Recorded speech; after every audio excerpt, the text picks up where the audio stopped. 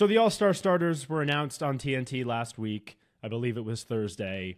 In the West, it's exactly who you would expect. In the backcourt, Shai Gilgeous-Alexander, Steph Curry, and then in the front court, LeBron, Durant, and Jokic. And then out east, Brunson, Mitchell, Karl Anthony Towns, Giannis Antetokounmpo, and your guy Jason Tatum. So I think by and large the starters were mostly correct. Out west, I've got to go to bat for my boys Wemby and Anthony Davis. I think they straight up just deserved it over LeBron and Durant. I think both of them have been better than both LeBron and Durant, but they're the forebearers for the league. They're going to always get an all-star starting spot. As long as they're playing, they're going to get the spot. And what I will say, though, is kind of positive.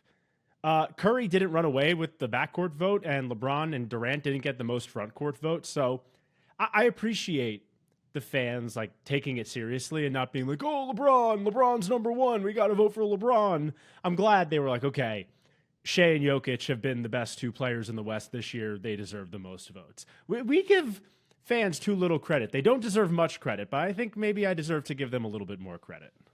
Listen, I always speak out for the fans. Shout out to the fans.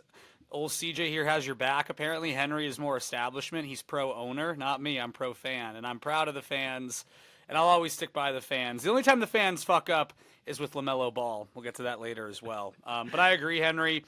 I think I always say this about the All-Star game. It is pure entertainment, and you want to see legends of the game, all-time great players like LeBron and Kevin Durant. You want to see those players, so they will always be starting along with Steph Curry until they no longer can. Yeah, it's just kind of unfortunate in a way because the Western Conference has so much talent now, and as long as they're in the league and not injured, they're just going to be hogging up a starting spot. That's why I think, honestly, Shai Gilgeous-Alexander is kind of lucky to get this spot because Luka probably would have gotten the other guard spot alongside Steph Curry because Luka's, a perennial all-star. I have a take about that. I disagree, and here's why. I think the NBA All-Star game gets...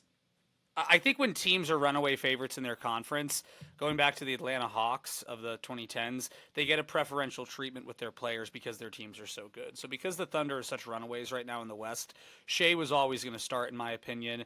And for Cleveland, I think Donovan Mitchell was always going to start as well because, again, the Cavs are runaways in the East right now. So I think the league tends to reward powerhouse teams like that. So I hear you in a normal year if the Thunder weren't as good as they were and it was a popularity contest. Yeah, Luka and Steph would probably beat out Shai. But the Thunder are so far and away, best team out West that the league was going to reward that. And the media vote and the player vote was going to help them carry through here. Yep. So let's move on to the bench. As we all know, the reserves are determined solely by the coaches, which is a little bit strange how the starters are voted on in a completely different way from, the bench, because the bench is just coaches. The starters are media, fans, players. So it's completely different voter bases for the two, which I do find a little bit interesting. And that's why I think that's why you see different things prioritized. But let's just quit beating around the bush here. Do we want to? Let's start out west, actually, with our picks out west, because we always start out east. East is the easy one to start with. So in my west front court, you got to do the 2 backcourt, 3 front court, 2 wild card. Extremely stupid. They should just do 7 best. In my front court, Anthony Davis, Victor Wembanyama, Jaren Jackson Jr. My backcourt, Anthony Edwards, James Harden.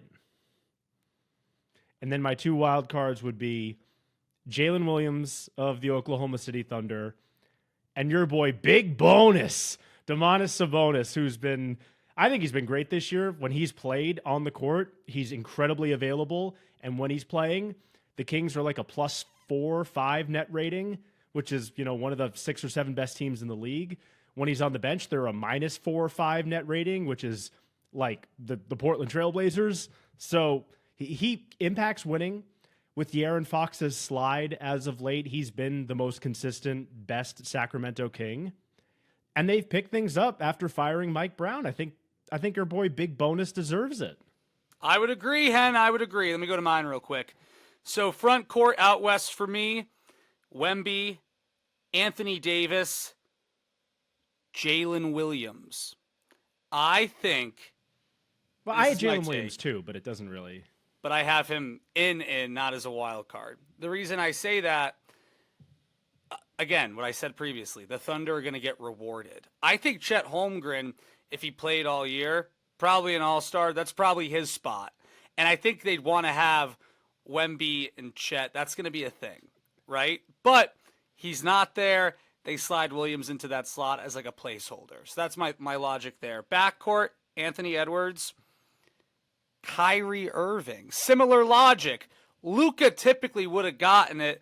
Luka's been so injured, and Kyrie's been injured a lot too this year, but I've been impressed with what Kyrie has done when he's been on the court. And again, Kyrie Irving, love him or hate him, that's a guy that is going to be remembered in the history of the game. And I think the league is like, we'll throw Kyrie in there. So I think he gets the reserve spot there. And then the wild cards, Jaren Jackson Jr., who's having a great year, one of the only consistent pieces for Memphis, in my opinion. And, of course, you took my thunder. Had to go with my guy, Big Bonus, Domantas Sabonis. He's been great, man. And I think, having I don't consider Jaren Jackson Jr. a true center, in my opinion, but I do consider Sabonis a true center. And I think, though that, whole guard, wing, center thing is gone. Now it's still nice to get a traditional center, in my opinion, as a wild card. So yeah, give me Big Bonus in that role. I know they have other centers with AD and Wemby, but you know what I mean. Yeah, I have some just missed the cut for me. The first cut for me, first alternate, would be Alperen Şengün, which is a little bit strange because statistically, at least on offense, Şengün is actually taken a step or two back from last year. He hasn't been the player he was. Defensively, huge leap forward. Obviously, there were a lot of question marks with him. Can he be a full-time starting five because of his defensive limitations? He's shown that, no, you can build an excellent NBA defense with him as the starting center. And he's shown I can hold up. I can definitely hold up. He's never going to be Wemby. He's never going to be Chet Holmgren, but he can hold up. And the Houston Rockets, tied for second in the Western Conference, it's going to be really weird to have the number 2 seed with potentially 0 All-Stars. But I just think Houston is kind of they're an armada team. They've just got so many guys who all are pretty good and contribute. They've got a great coach. Defensively, they just come at you with nonstop physicality and aggression with guys like Tari Eason and Amen Thompson. Amen Thompson's going to make an all-star team in the future, if not this year. It's weird, right? It's weird seeing Houston and being like, if Şengün were averaging about what he was doing last year offensively, which he's at 19 a game right now. Yeah, he's at 19 points per game right now. Last year, I believe he averaged 22-ish. I want to say, not positive. Yeah, 21 last year. If he were putting up those numbers, I think just getting to 20 is kind of a line of delineation for a lot of the voters and how we determine all-star caliber. It is a little bit weird, right? It's a little bit weird that the number 2 seed doesn't get an all-star, but he's just off my list. And then De'Aaron Fox. May I jump in real quick about Şengün? So something that I do when I do this list for the folks at home is that you can actually see the full voting results. You can look into that, and you can see where players not only are with fan vote, but also player vote and media vote. And I think player vote and media vote, I know the coaches pick their rosters, but I do think those, where the players and where the media think a player is, I think a lot of coaches probably feel similarly to that. Şengün in the player vote in the front court finished 9th. And in the media front court voting, he finished 8th. So I actually, at this point, would be surprised, Henry, if Şengün makes it in. Now, I know in the nerd vote, which is not counted, that guy's probably 2 overall for the baby Jokic stands out there. But I'd be surprised if Şengün finds his way. I know you have him as a first guy out, but I think he's probably even further from that, frankly. Yeah, so then what's the only difference that we have? I have Harden and you have Kyrie. I have Kyrie. That's the only difference. Yeah, I and thought about just Kyrie. who's in versus a wild card is different. Yeah, Kyrie's been very good. I would put him probably like third or fourth out. One name that is kind of become a perennial all-star that I really didn't seriously consider, Devin Booker. Phoenix has struggled statistically, definitely not his best year. He's had quite a few years better than this one. And it's just weird. Devin Booker is a guy that a couple of years ago you would have thought he gets penciled in as an all-star reserve at least every single year. I didn't actually really think about him all that much. I didn't either. I really didn't. I didn't either. So good for the Olympic team, but just not really. I think the book PR people have taken the year off. I think it's caught up with them a little bit. So my West Bench one more time: Victor Wembanyama, Anthony Davis, Jaren Jackson Jr., Anthony Edwards, Big Domantas Sabonis, James Harden, and Jalen Williams. And I have the same, except I have Kyrie Irving and you have James Harden. James Harden, he's shooting 39% from the field, but he's keeping the Clippers afloat. He's keeping them afloat. It's good story. It's been really impressive. Well, along with Russell Westbrook, I think what Harden's done in Los Angeles. Yeah. Moving out east, as I said at the top, the starters: Jalen Brunson, Donovan Mitchell, Karl Towns, Giannis, and your boy Jason Tatum. No surprise with any of those five names. You could have made an argument maybe for a Darius Garland here. Could have made an argument for a LaMelo Ball there. But by and large, that's what everybody thought it would be. So I went first in the West. Now you list out your Eastern Conference reserves.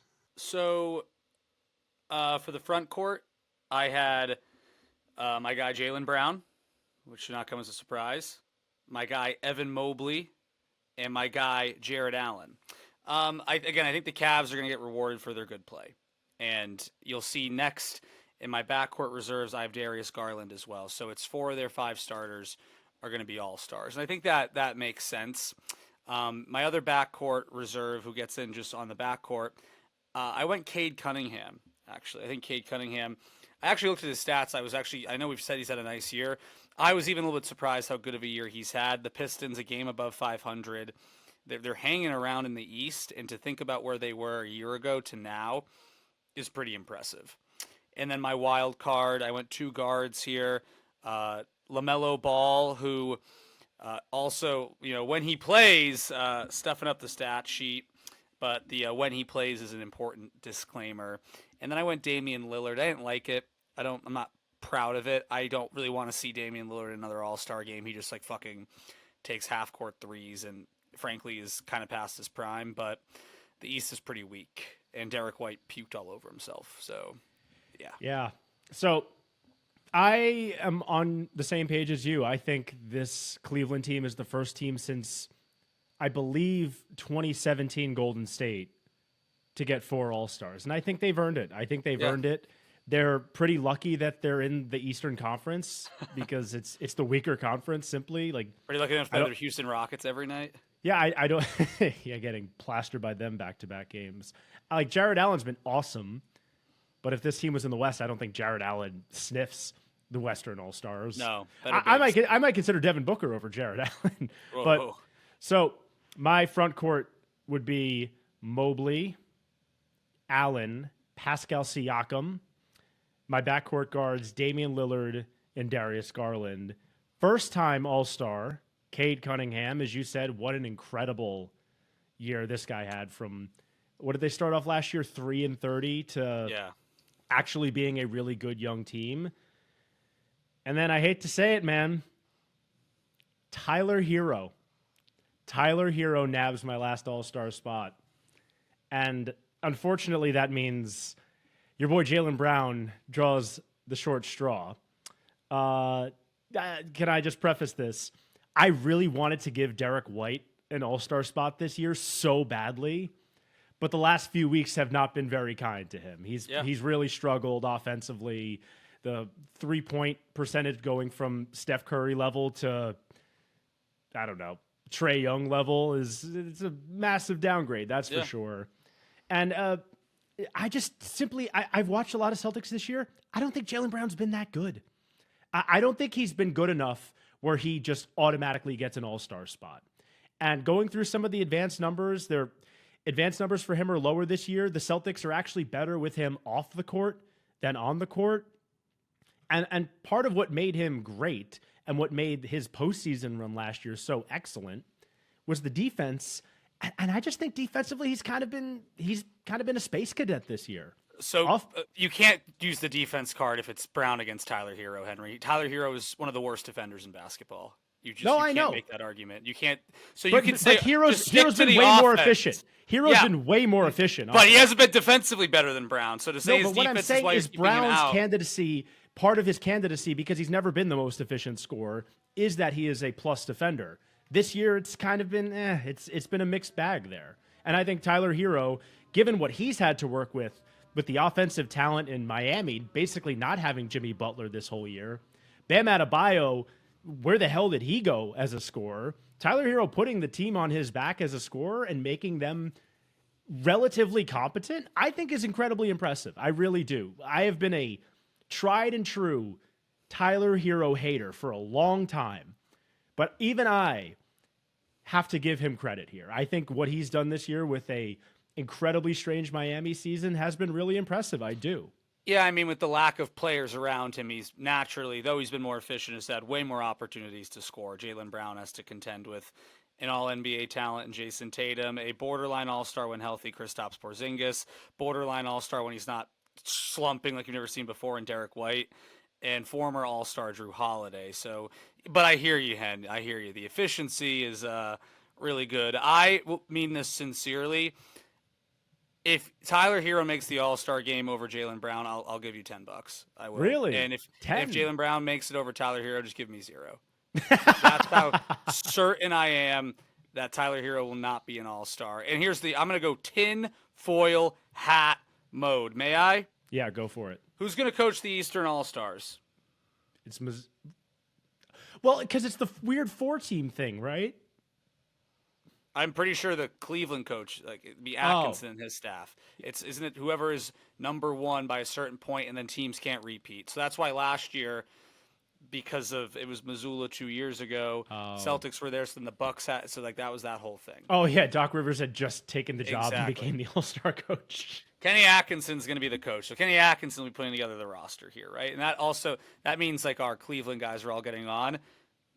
If I'm a coach and I'm coaching players, am I not studying those players then? Am I not like trying to see, how they look in practice? I know it's the All-Star game. It's not that serious, but you get to look at these players, right? And hypothetically, if you get a look at the players, you could learn some things about these players. Maybe learn how to beat them, for example. What's more valuable to Kenny Atkinson, the Eastern Conference All-Star coach, and quite frankly, the real job, head of the Cleveland Cavaliers, watching Tyler Hero take shots or watching Jaylen Brown dribble with the left hand and take shots? Kenny Atkinson putting Jaylen Brown on his basketball team is a smarter move for Kenny Atkinson than anything else. And that is where this is tinfoil hat time. I think he wants to watch Brown closely because if you take away Brown in the playoffs, listen, he was the most important piece for the Celtics last year. If you can neutralize him in a series, maybe you can get to the championship over them. So, are you saying Kenny Atkinson is in the pocket of big Jaylen Brown? I'm saying Kenny Atkinson's in the pocket of he will do anything to figure out a way to beat the Boston Celtics. And putting Tyler Hero on the All-Star team over Jaylen Brown ain't going to do it, buddy. Ain't going to do it. That's my conspiracy on the matter. Jaylen Brown will be an All-Star over Tyler Hero. Now, real quick for our bet, if both make the All-Star team, bet's neutralized. That's a push. I'll give you 1,000 odds on that. I'll give you $1. Fine. I'll give you $1 if Jaylen Brown makes it over Tyler Hero, and you give me 10 otherwise. Okay. All right. I think that's a fair bet.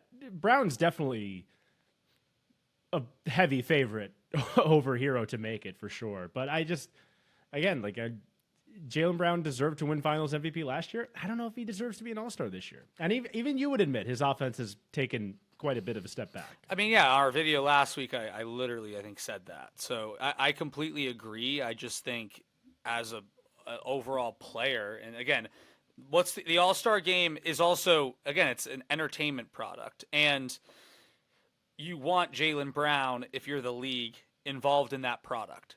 That's just the reality. That's true. It would be a bad look if their reigning Finals MVP doesn't make the All-Star game the year after. I think that's correct. Wow. Your conspiracy theories might have some merit to them. Jeez. Just Have you heard of ivermectin?